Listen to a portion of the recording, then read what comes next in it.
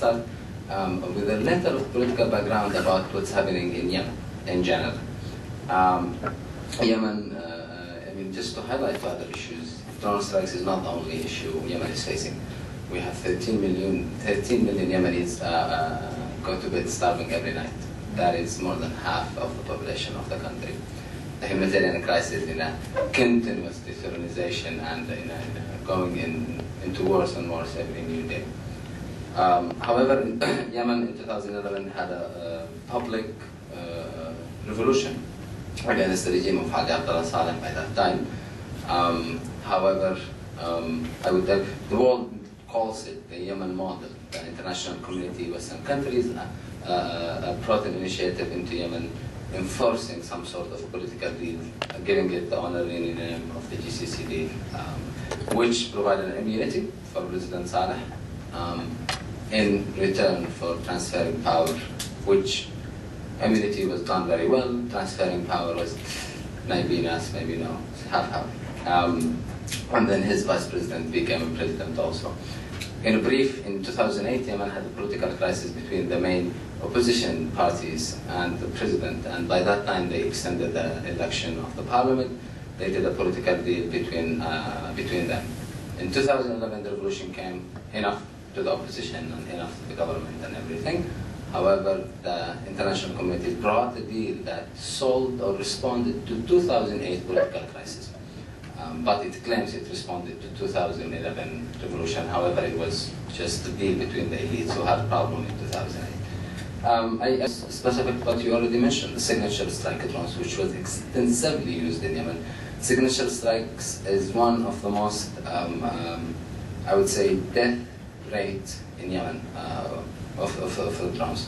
What does that mean exactly is, United States is killing people in the ground. It doesn't know their names, it doesn't know their ages, it doesn't know their affiliation, it has nothing to do. It has no idea who are these people. And a suspicious behavior, what does that mean exactly? You can be any between the age of 15 and 65, and you can be probably armed in some specific area. So for example, if I am going with a couple of friends to a wedding, according to this exact criteria, we are a legitimate target of the United States of America. And that's actually where a high number of death has happened in Yemen, because of this suspicious behavior, which is behavior decided on a very vague criteria and have killed many tens of people. Usually the claim, publicly or off the record, is the drone strikes are only used when capture is not possible, and when this is a legitimate threat to the United States of America, and this is also someone a leader inside Al-Qaeda. Out of the 10 of the strike, only 4 strikes in Yemen meet that exact criteria. And the rest are people either easily capturable, or people who are not leaders, or meet none of, or not all of these criteria.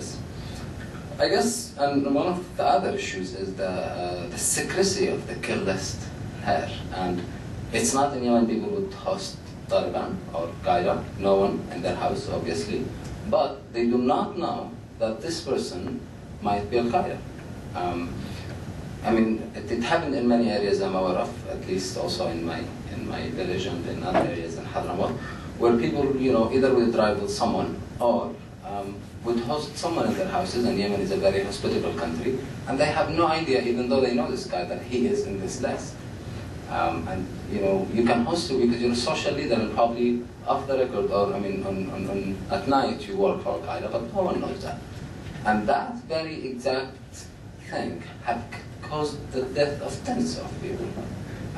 Because somebody would tell is, I will either kick you out of my area, or at least stay away from you if I know that you're in the target list of the US drone strike. But no one ever knows who is in this list. And you can be in this list because you somebody hanged out with someone, you don't know who's in this list, or you said hi, or you shake hand with someone you don't know. Another problem with this is, I think it has killed, this is an obvious case in Hadramaut, it has killed moderate religious leaders who were preaching against Al-Qaeda. Some people like this in Hadramaut, famous religious leader, came back after he was speaking against Al-Qaeda, And then Al-Qaeda says, why we want to talk with you. So he went, and he's trying to convince them to stop this. And on the way back, he was drawn. It's a massive lose when you think about it. It's not just a civilian. It's not just someone, happens to be there, but someone who is working against us, working against Al-Qaeda, working to take down Al-Qaeda, was killed by US drone strikes. I think also it has changed, and you spoke about this, about Waziristan, it has increased the culture, fear. It has, I think, at one point, it changed the domestic culture about this. It changed the type of fear people would have. So in one of the areas of Yemen, there is a lady who says, a man who says that famously, I quote him many times, he says, in the past our women used to tell children, go to bed or I will call your father. Now they say, go to bed or I will call the drones. It's unbelievable how much this has changed the domestic culture of people, the fear, what you can threaten a 5-year-old kid with. And that is, and not just on a psychological level traumatizing, but also on, I think, security military level horrible, because it has made people distracted from the fear of Al-Qaeda into the fear of something else, the United States of America. And that is the exact thing Al-Qaeda wants. Meaning that it does not, Al-Qaeda does not mind losing 10 or 20 or 30 of its members to approve a point of view. And its main point of view is that the Yemenis are involved with the United States of America. And this, somebody, is working great. And I think the West somehow sometimes, especially the United States, they're obsessed with the statistics. How many people did we kill from Al-Qaeda, how many did we not? And unfortunately in that part of the world, that's not how it works. It's not only numbers. Meaning that Al-Qaeda does not mind losing this big number if it can approve to people that we're in war with the US. That's it. And that makes the United States of America and the counterterrorism war very defensive, responsive, rather than a comprehensive offensive policy.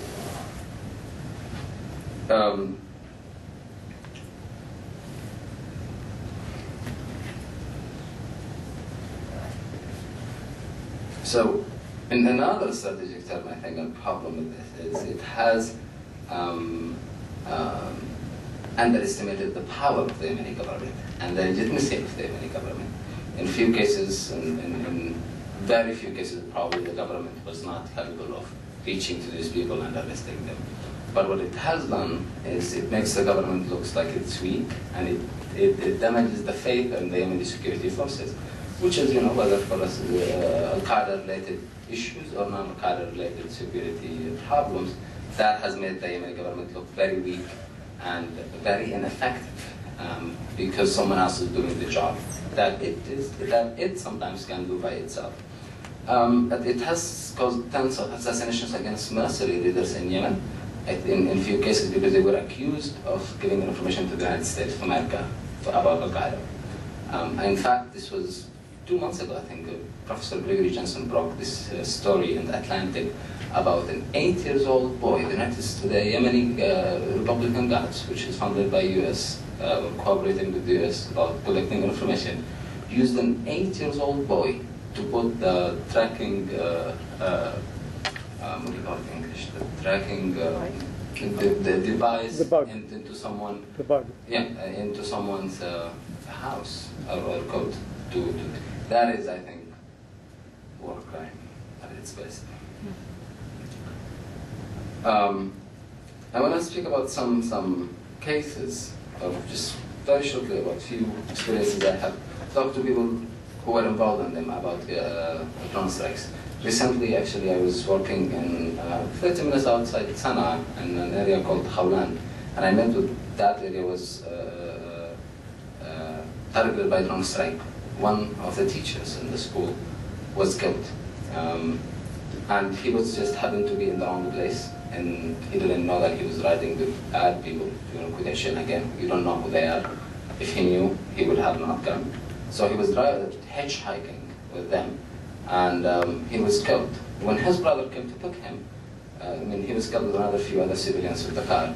His brother says, I went and I So the most fine body, or the most recognized body that it looks like a human, and I said, this is my brother.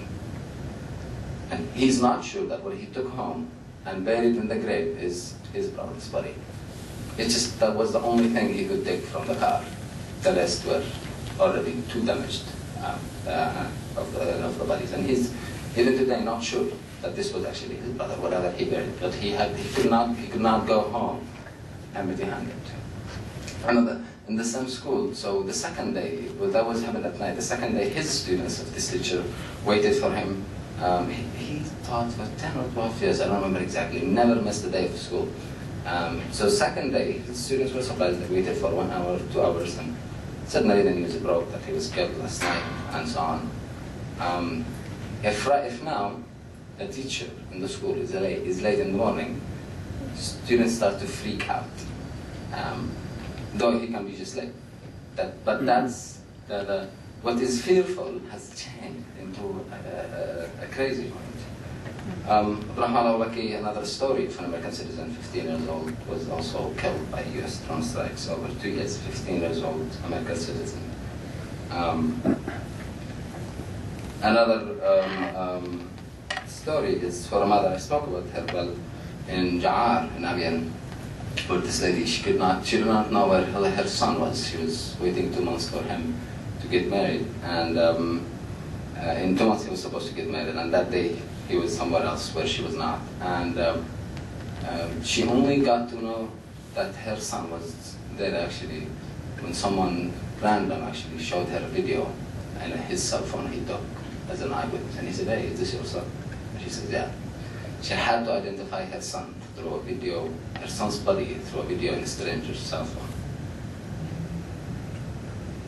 Another famous story was Jabir Shabwani, deputy governor of Marib, and was actually a security leader working to combat Al-Qaeda. But I think this is also another interesting angle where drone strikes were manipulated by Saleh. Sometimes he was not happy with this man, so he go to the United States of America, his location, to say this is a terrorist, and he was killed. Very powerful tribal leader, someone was playing a critical role in this stability of the government. The second day after he was bombed, his tribe bombed the oil pipelines. I think in 20 days we lost oil costs equal to what the aid of the United States for 4 or 5 years. Unbelievable.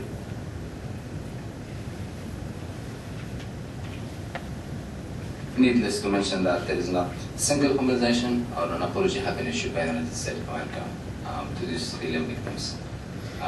It freaks me out in the strategic level because I'm aware of some cases where Al-Qaeda has paid compensation for locals for causing harm to them. Sometimes even for being in their houses while it was bombed. And that is unbelievably fearful for me as Yemen, when the very wrong group does the very right thing, issue an apology and pay compensation, while the United States of America did not even admit that it killed civilians in Yemen. This is not just about civilians and not about social culture, but about I hate the term collateral damage because it's so misleading that it talks about things in a plastic way, but it's so misleading that it suggests that it's actually working, and then there is on the side thing, and while it's actually the opposite. The collateral damage here is for Al-Qaeda. It is causing a collateral damage for Al-Qaeda, not the opposite. You say something is counterproductive when mostly it's working, and then in some cases this is the opposite. Numbers of Qaeda have increased by hundreds and thousands. We had a few hundreds in 2009, now I think we have thousands, mainly because of drone strikes. It's like as if drone strikes are the PR of Al-Qaeda in Yemen.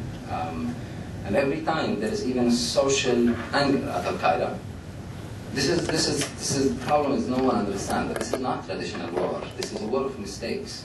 The less you make, the more you win. When Al-Qaeda makes small mistakes, it loses.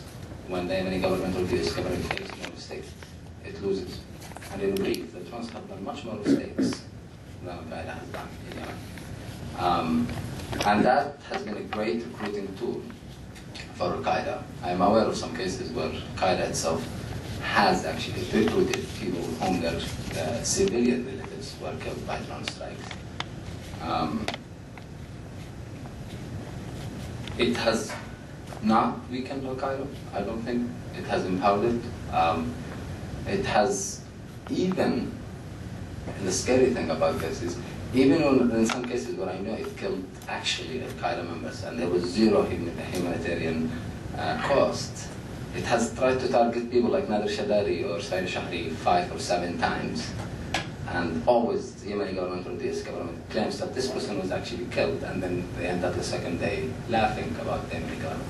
Even when it has killed them, it meant some sort of heroism about these people in younger generation's age.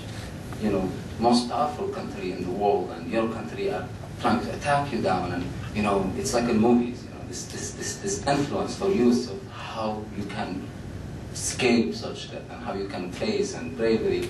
So even when it works in targeting actually these people, it has not been successful in the way you would imagine it to be or you would want it to be. I don't think it takes rockets on this to figure this out, but it has been obviously done more harm than good. And I conclude with one also of the issues that you mentioned about not only in Yemen, we don't, it's also the issue of a double strike or a rescue strike. So it has become almost impossible to rescue someone if they're relative from drone strike. Drone strike would actually sometimes target and then would stay flying above for hours. So people cannot get closer actually. It's murder. And in most cases these people are civilians. And that has, I think, increased the rage, the anger against the United States and the Yemeni government. Contrary to what everyone reports, Yemen is not a lawless country. And from this point of view, the US is the lawless country. The one running its constitution, international law, everything. Because in Yemen, the law is very clear, even if it's not written, that you kill someone, you get killed. You kill my relatives, I will go fight you and find you. And I believe it. That's historical fact about a country like Yemen. We became a bit lawless when the current law started to come. But our tribal laws and social laws are famous there and for thousands of years, and we were always fine with that.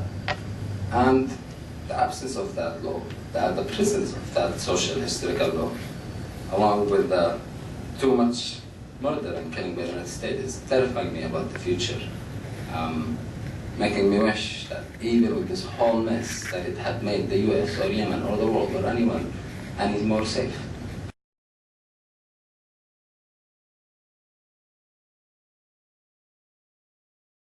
My name is Kees Ghanem. I actually happened to be born in Yemen a few decades ago, but moved to Canada 43 years ago. And this is one of those days when I feel proud to be a Yemeni for a change. When I see some young man like Farea Al-Muslimi taking on the might of the United States and taking on Obama in this campaign. Especially when we know that the people in charge of Yemen, whether the current president, Hadi, or the deposed President Saleh, or other members of the cabinet, are actually completely complicit in the murder of many innocent Yemenis, and they know it. President Saleh, previously actually I write about this issue in Gulf News every 2 weeks, and I've written 4 articles about this whole issue of drones, especially in Yemen.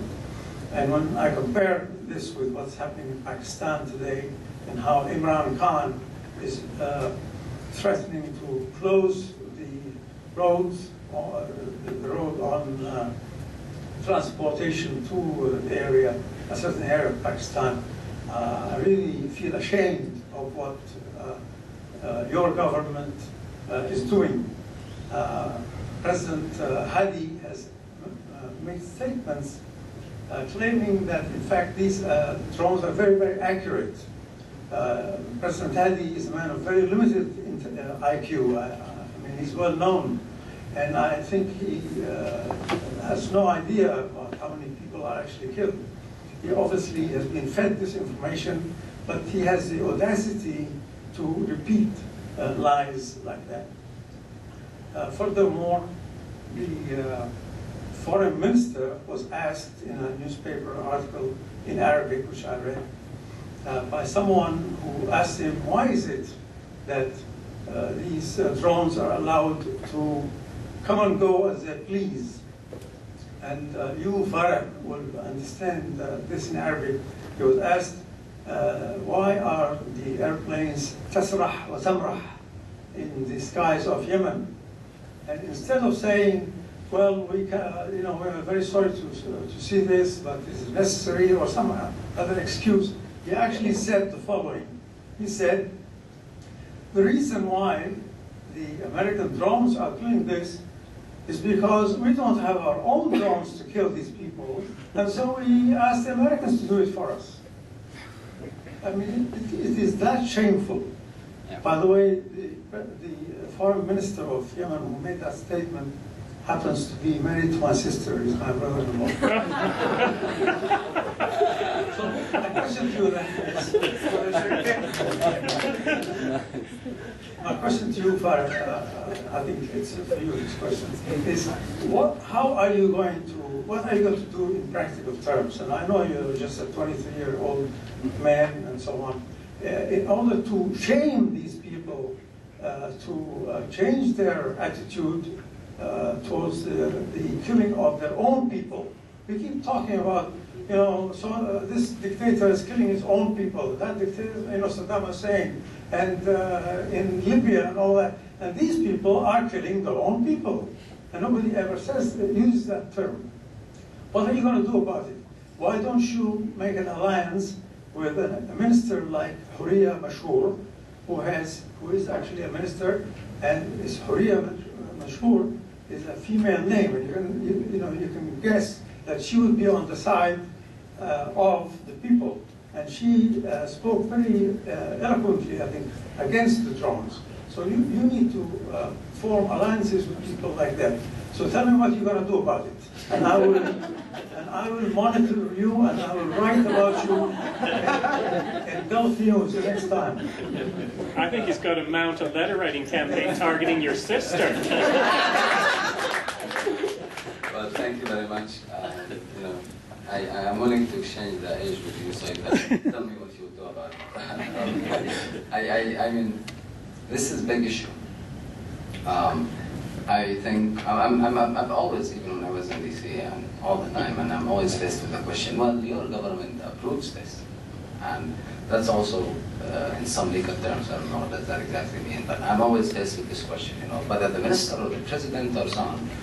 And obviously, I am ashamed, but this is a misleading statement also. This is not my government. This is the world government in my country. There's a big difference. We did not elect this government. This parliament is expired in 2008. And this president did not come to power via competitive election. This is, it was easier, and it remains easier for me to deliver my point of view to the US Senate than to the Yemeni parliament. I'm not joking about that. That's clear, as easy as that. The gap between this government and any Yemeni citizen is bigger than between us and heavens. So that's usually we have to watch out. I think I will appoint a dead person prime minister rather than the correct one. I'm not joking about that. At least he will be less corrupt. This is unbelievably enforced government ministers in Yemen on the Yemeni people. What we hope is, there will be elections soon. I don't know when it's soon, because the world is obsessed with presenting us as a model, which means delaying our work, our problems, whatever, instead of really making up for Syria's failure in Yemen.